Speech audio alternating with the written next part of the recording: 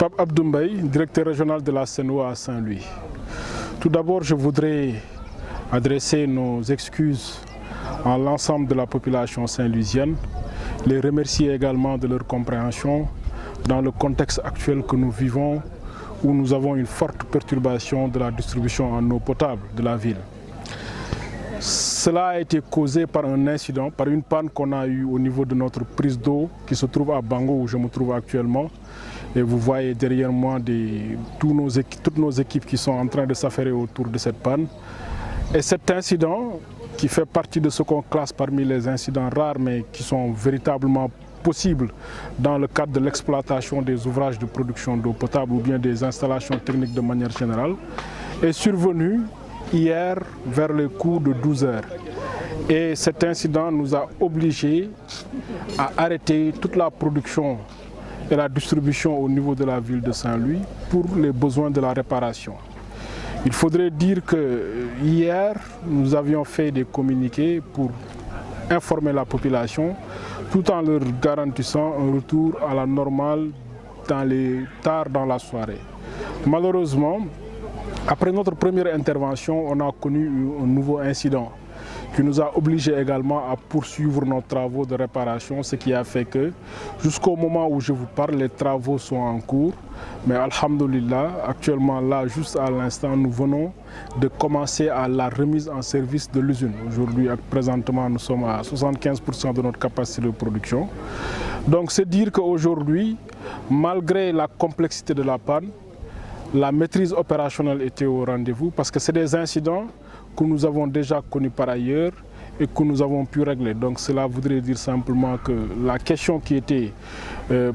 actuellement à l'ordre du jour, c'était quand est-ce qu'on va pouvoir remettre en service, mais la technicité, les moyens, tout était disponible, tout était mobilisé pour une intervention rapide et urgente. Ci tàmbali dama bëggoon d'abord di présenter suñuy excuse mboolem population bu Saint-Louis, également di leen jaajëfal ci seen compréhension ci situation bi ñu nekk ndax actuellement dañu nekk ci benn jamono bu nga xamante ni ci diggante démb ak tey wàllum séddale ndox bi am na ay jafe-jafe yu tar ci biir Saint-Louis. Loolu li ko waral mooy dañoo am benn panne depuis démb ci ay midi yooyu ci fii nga xamante ni mooy prise d'eau bu Bango mooy fi ñu nekk nii.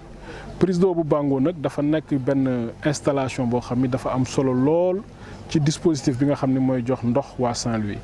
ndax ndox mi ñuy séddale Saint-Louis yëpp fii lay jógee. Donc naturellement bu fekkee dañ fi am yenn type de panne yi il faudrait que pour ñu mën ko defar ñu arrêté ko. naam sax démb bi ñuy def communiqué bi waxoon nañ population yi que ni dinañ def kéemtalaayal kàttan ba ci ngoon si ndox mi commencé ñëw waaye malheureusement démb bi ñu liggéeyee ba pare ba mettre en service dañoo amaatoon beneen incident boo xam daf ñu obligé waat ñu continuer liggéey bi ci guddi gi ba fi mu lay wax ak yow nii donc dañu doon liggéey taxawuñu benn yoon noppaluwuñu benn yoon ndax xam nañ ni solo bi nga xamante ni moom la ndox am ci kii ñi ngi sant yàlla bi nga xamante ni fi may wax ak yow léegi nii commencé nañ mise en service bi actuellement démarré nañ 75% de notre capacité et jàpp nañ ni progressivement ndox mi dina dem ci biir kër yi parce que boo démarré aussi dina am benn temps bu ndaw bu muy xaar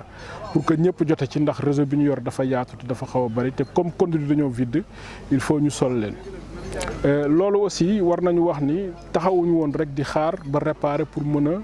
jox nañu ndox ndax mobiliser wu nañ ay moyens. Fii ci Saint-Louis aussi à côté de notre partenaire SONES bi nga xamante ne moom mooy responsable patrimoine bi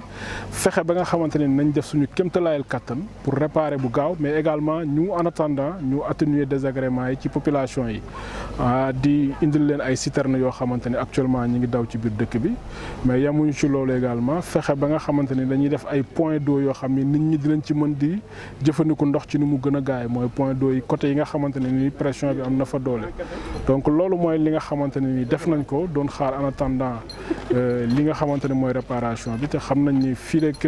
tey ci guddi jàpp suba incha allah mbir yi dina gën a jaar yoon bu soobee yàlla.